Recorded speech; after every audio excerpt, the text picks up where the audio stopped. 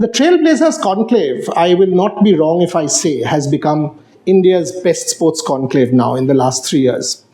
And it will only be fair if I give credit where due. It was Mr. Narendran who actually made it possible for us. I remember that phone call when I said, sir, I want to do something. And he said, not cricket. I said, no. And he said, tell me. I said, Olympics, Paralympics, everything, including women's cricket. He said, what do you want to do? I said, conclave. He said, do it. That's how it actually happened in one Zoom call, and I'm not exaggerating. Today, 3 years down the line, we are into number 4. This year, it's 3 days plus, 35 plus athletes.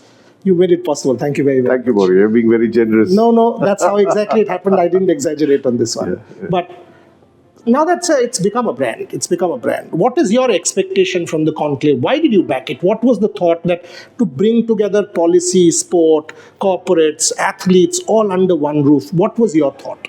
No, I think what really got me interested is what you just described. If it was another platform for cricket, I would have said there are many of them, and honestly, Tata Steel tries to support who don't get much support, in terms of sports, in terms of sections of people who need that support. And so when you talked about Paralympics, when you talked about women, etc., that really got me interested, because that's something I could justify to myself and to Tata Steel to say that, yes, this is something worth supporting. So, your ambition was good, your aspiration was good, and hence we supported it. And that actually brings me to the Tata Steel vision for sports. If I see hockey, I see Paralympics, I see women, I see mountaineering, I see archery, I see everything.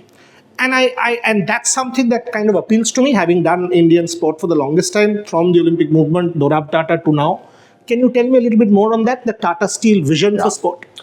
So, Tata Steel is supported sports because it finds it a very impactful way to bridge with the community, to build a bridge with the community.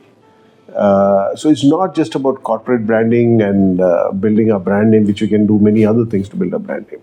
Or we can support sports differently if it was the objective was just to build a brand name. So for us, sports is a way of helping the community, connecting with the community, giving opportunities to people who may not otherwise have those opportunities, working at the grassroots level, creating facilities in parts of the country which has not seen those facilities, and hopefully making an impact on lives, through the people that we touch. So it's to me a mix of the community work that we do, plus the fact that we are passionate about sports, and the fact that we want to support sports which traditionally don't get a lot of mileage or support. And just to let viewers know, this is the launch of the Trailblazers 4th edition. With this interview, this 50 days to go, we are launching it with Mr. Narendran's interview, and the conclave will be between the 14th and the 17th of March, 1 week after the World Cup and ahead of the IPL. Once again, this year it's the biggest and best Trailblazers in terms of athletes. The whole number of people from across sport who will be here, and I would be expecting Mr. Narendran to also be there. But this is the launch. That's why we are doing this very special interview. Coming to Paralympic sport, again, I remember ahead of Paris when we spoke, and you had asked me what do you predict, how many medals, etc., etc., and I said 25, 4 more, 29 happened. Again, I see a lot of corporates who wake up post the event that now it's time. Paralympic sport has come of age. The difference with Tata Steel is Tata Steel does it from the grassroots. Ankita Bhakat was with me the other day, and she said, look, I've been with Tata Steel for 11 years. They bought me a bow. I didn't have a bow. So that for me is Tata Steel. That when Paralympics was not 29 medals, it was 1 medal. Tata Steel was still there. So thoughts? No, again, exactly the same thing. If we were chasing branding, we would look for the successful athletes and get associated with them. Whereas for us, it's about the work that we do at the grassroots. If you look at Paralympics or if you look at para-athletes, I think there's so much to learn from them. To me, we take so many things for granted.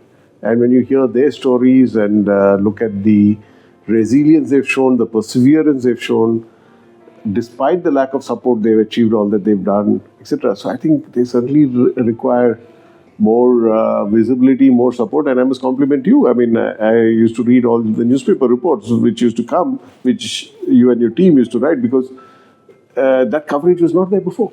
True. And today I think as a country we celebrate it much more. Yes. Maybe because we've had success, it doesn't matter. But I think there's far more recognition, there's far more celebration of it. All of you played a great role, and I think it's very important to do that. Yes, I mean, and that I think I now think the Prime Minister's, in it, Commonwealth Games, Olympic Games in 2036, if India does host, obviously we are talking Olympics, but we've got to be also talking Paralympics, because Paralympics will be part of it. It's all, and I see change. And I think so with the effort that all of us have been able to put in, we've seen that change. The athletes say that, is baar nahi bulayenge, conclave mein nahi bulayenge. In fact, so much so, Sumit Until told 3 world championships, right? More decorated than Neeraj. He actually said, Neeraj bhai ke saath ek session kariye, Olympics, Paralympics ek saath kariye. Correct. So he's coming this year again. Wonderful. But, so coming to your own thing, the one thing that I've seen in you, I mean, I've been doing the Tata Steel Kolkata World 25K for the longest time. You've been running. You are an active athlete. Does that kind of help your understanding of sport? It helps me connect better. I obviously have maybe a greater respect for sports people and what they've achieved, because I know how hard it is to do well in sports. It's easy to watch on television and, give everyone advice on what they should be doing. But I think if you even played a bit of sports, you know how much of hard work it is, how much of discipline it is.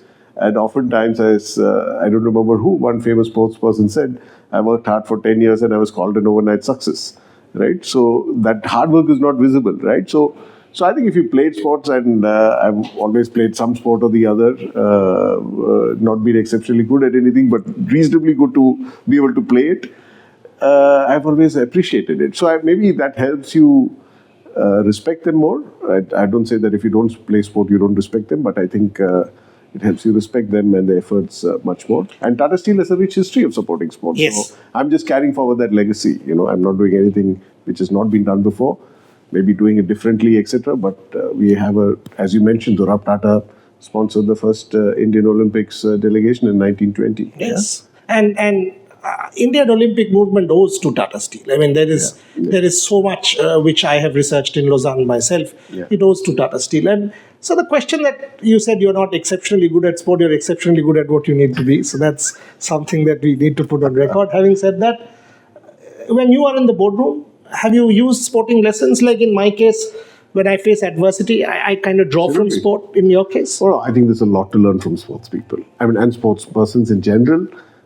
Even yesterday, I was talking to Kenny, and he was talking about how to deal with failures, for instance. I think sports people deal with this all the time. And, and sports people are under much more public scrutiny. Yes. I mean, my life as a corporate leader is much simpler than my life would have been if I was a captain of a team somewhere, because I just tell people, if you look at even if you take cricket as an example, if you look at the captains of the Indian cricket team, the kind of scrutiny they are under at a very young age by millions of people, by all their predecessors, by experts. And the criticism is out there, the analysis is out there. It's not just them, their families have to deal with it. So that kind of pressure when you're young and you're trying to make a mark for yourself, I think is incredible. And for them to deal with it and focus on the game, I think hats off to them. I tell people, if all my predecessors of Tata Steel were to sit and analyze all my decisions every evening on public television, I don't know how I would be able to run Tata Steel, right? I mean, so I think we need to respect that. And I think there are a lot of learnings for the boardroom: perseverance, hard work, discipline, the attitude to never give up. I recently came across a quote of Nelson Mandela, which, in fact, when I mentioned that to Kenny, he kind of talked about how it resonated with him. Nelson Mandela apparently said, I never lose. I either win or I learn. Lovely. So I think sports people look at it like that, right? So, I mean, if you lose, it's about, okay, take the learnings and move on. You cannot be expected to win 100% of the time. So I think there's so much for corporate leaders to learn from sports people. Fascinating. And that brings me to my next question, actually. Ankita Bhagat was here at Tata Center. I was hosting that event. And one thing that struck me was, she said, look, with Tata Steel, even when I lose, there is no pressure on me. There is no pressure that go and win. Yes, we are under pressure, but if your main backer says there is no pressure, that makes our life so much more easier. That's something. So we as an organization, I keep telling people, we invest in relationships. We look at ourselves as a relationship organization with our partners, with our employees, with our customers, with our distributors. So, I mean, I'm sure you know in Tata Steel, we have 5th and 6th generation employees. We have distributors who are third. I'm myself dealing with some of them who are third generation because I've spent 37 years in Tata Steel, right? I was just giving away the Long Service Awards for colleagues in Calcutta. And so many of them came and introduced themselves to me as sons and daughters of people I'd worked with 30 years back, right? Suppliers, vendor partners. So we typically, I mean, of course, the expectation is that you build trust and then you invest in the relationship. So I think with Ankita and with many others, we see the talent, we see the potential, we know that they work hard. Success cannot come every time. And we support them because we believe in their potential and they don't fail us. And the best part about someone like Ankita, for example, now that she won the Asian Archery Gold and all, I have covered her at her lowest when she shot that 4 in Paris. And then to see that she's learned from there and now winning the Asian Championship, beating the Korean gold medalist and the silver medalist, makes me very proud. Absolutely. And I told her that. I said, look, this is... And that's when, before even I said anything, she said, Tata Steel made it possible because मेरे पास तो वो bamboo वाला ये था. I said, क्या बोल रहे हो आप? He said, हाँ देखिए सर, मैं लेफ्टी हूँ. ये तो खरीदने का पैसा भी नहीं था मेरे पास. That made me very proud, sir. I mean, absolutely. So Ankita, Deepika, we've had so many over the years. And Purnima, who's the coach, Dronacharya awarded coach, she's been again a wonderful person. So we have a whole ecosystem, which we've supported. We've had successes, we've had disappointments, but we've tried our best to give them the exposure. They need to do their bit. They need to work hard, and I think Ankita is a great example, like you said, of not letting that disappointment impact her, her drive and her perseverance. So you deal with corporate leadership, and when you see a Commonwealth Games come to India, right? And India is going to bid for the Olympic Games. Targeted dialogue should start in 27. The Prime Minister is championing it. Sport as soft power. Your take on this? Do mega events? I mean, you support mega events, the marathons, our event, everything, small, big. Where do you stand on India wanting to host an Olympic Games, wanting to make a statement on soft power? Sure. So to me, soft power is one objective, but to me the greater benefit or objective would be if it can help create a mass movement on sports, it can help build more sports infrastructure across the country. I think if those are the outcomes which come out of it, then that to me is more impactful than a one-off event where India is on the world stage. So to me, when people say we have 1.4 billion people, why don't we win so many more medals, etc., etc., it's largely because how many of that 1.4 billion have access? Correct. Right? Correct. How many kids have access to playgrounds? As you said, someone as talented as Ankita, if we hadn't found her, I don't know, we may never have found her, right? So I think there's so much talent out there who don't have the opportunity or the access. So, so sports infrastructure need not be a lot of money. It can be a playground, it can just be one football and 2 goalposts, it can be a basketball court, it can be, table tennis, paddle and ping pong balls and whatever.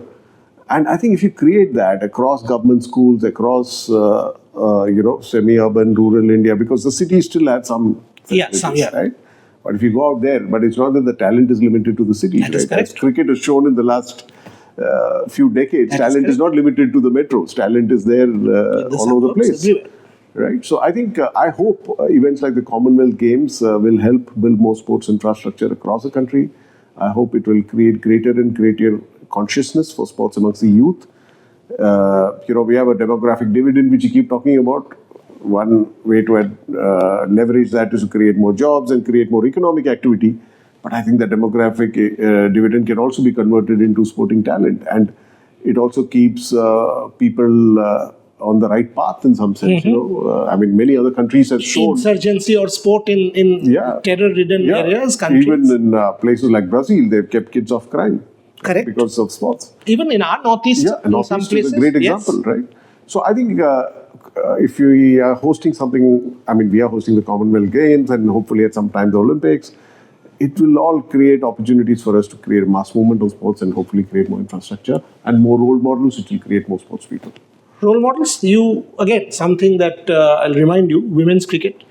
Now the whole country is after women's cricket and everybody's become a hero and all of them have brands and all that. You will remember I called you in May and I said the Indian women's team is going to the UK and I need support. And you said, do it. And I said, so this team has the potential. That's what it is. I mean, you championed the cause of women's cricket. Not many know. We were the only media house. At Lord's, there was a press conference. Pratika Rawal there and our people here. That's it. And we were saying there's an exclusive press conference going on. But the truth is, Tata Steel once again had that vision to back the women's game. Look where it is now. Plus, you mentioned this to me earlier in an interview. Women's empowerment stands at the core of Tata Steel thoughts. Absolutely. Again, a part of society which is been under-resourced, under-supported, whatever. So when you said women's cricket, obviously it was easy for me to say yes, right? And of course you said they had the talent, but for me, they needed the support. We're doing a lot of work on improving the gender diversity in Tata Steel, and not just gender diversity, improving the diversity in Tata Steel. So while we're doing a lot of work on the gender side, also, as you may know, we're doing a lot of work with transgenders. Yes. In fact, recently we did have a sports tournament for transgenders in Jamshedpur. So again, we are part of society which has been ignored, discriminated against, not given respect, dignity.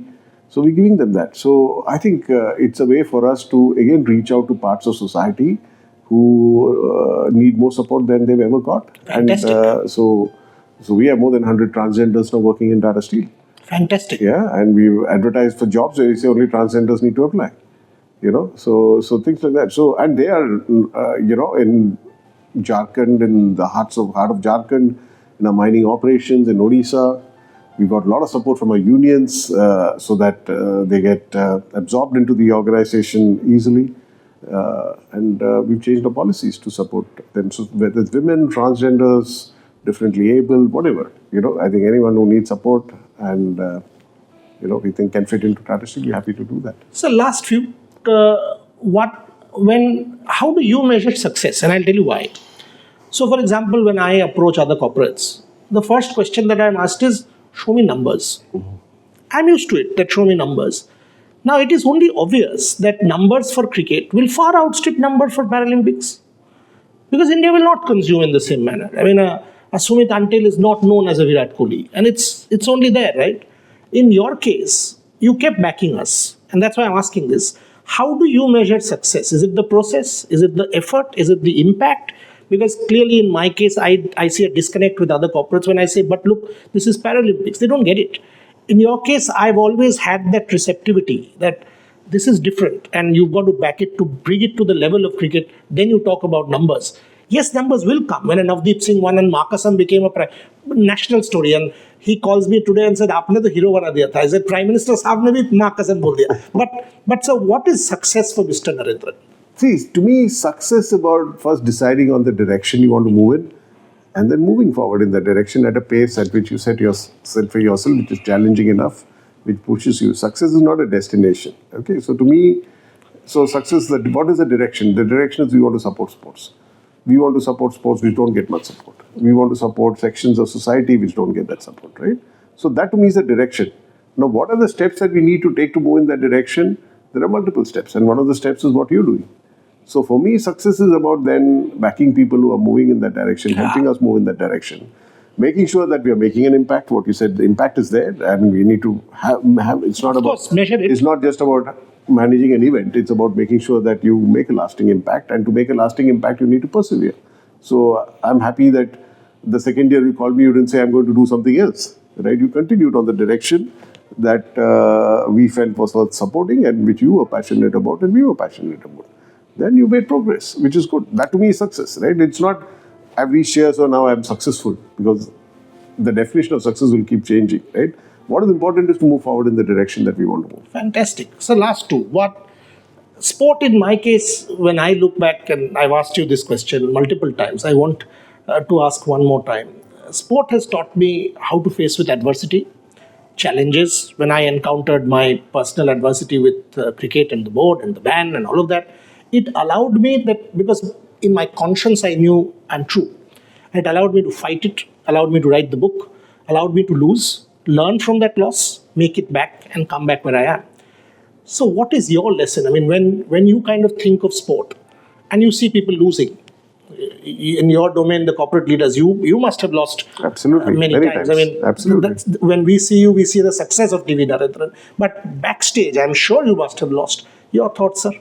So again, like I said, sports tells you that there's no shortcut. I mean, we know so many stories of people who are very talented but did not do well, Yes. right? And there are many others who may have been less talented but worked harder, or could deal with failures better, or persevered longer, right? So to me, those are the lessons for all of us. I tell youngsters, again, exactly like you said, people think if I'm the CEO, then I've just had 35 years of success. I've had so many disappointments, so many failures. But like they say, again, to use a sports analogy, it's like they say in a boxing match, it's not over when you fall down, it's over when you don't get up. Right? So it's like that. So sports teaches you that. Sports also, if you play team sports, it teaches you teamwork. How do you subordinate your personal goals or agenda to what is good for the team? And how do you play together with others? How do you help others succeed through your game? You should also succeed, but others can also, particularly in football. So many times you don't score the goal, you're feeding the ball, right? So, or basketball, or any of these team sports, Yeah, right? any. So I think there's a lot of lessons, and for us as corporates, because oftentimes in corporates also you find it's competitive, particularly very ruthless. ruthless. There's office politics, functions. Subordinating their agenda to, or rather subordinating the corporate's agenda to their agenda, So sports can teach us a lot of things. And that's why I always encourage people to take up some sport or the other. If not anything else, it'll teach you discipline, it will teach you mental strength, perseverance. Which is hugely important. Which is all hugely important. Yeah. So last question. Global CEO and MD of Tata Steel, huge responsibility, one of the country's leading corporates. What is the legacy that you want to leave behind and turn back and say, no, this is what I'm proud of. This is something that I wanted to leave behind for, like I've said this to you. I've learned a lot. You inspire me. What is the legacy that you want to leave behind for many others? See, for me, it's nothing about my personal legacy or me as an individual. To me, it's a privilege for me to have this opportunity to serve this company, which has been around for 120 years, a very important part of India's industrial history. So I've inherited a lot of legacy. I want to make sure I add to it in some sense and leave behind a stronger company for the next generation of people. So, it's less about me and what the institution does. Because honestly, even if I may be the CEO, what we do is not dependent on what I do. Everybody plays a role, right? They may, seek my direction or help or support or whatever. But ultimately, it's all of us moving together. It's a team. It's a team. So it would be unfair even if I say after I retired that this is what happened during my tenure. It's about all the people who worked with me, during this tenure, who played a big role. So I look at it from that point of view. Otherwise, you let, again, your personal ego override what is right for the company. So I'm less concerned about my legacy and more concerned about Tata Steel's future. I will end there because this is where I kind of learn and take inspiration every day, because all of us are also an extended arm of Tata Steel, because the support that we get, we are also being given that support to try and make a difference in our own chosen domain. In our case, it's sport. Whether it's Tata Steel chess, whether it's the Tata Steel marathons, whether it's Trailblazers, whether it's whatever. So we are all part of the whole chain where India needs to be a better country and a better place and a better society. And that's what Mr. Thanks.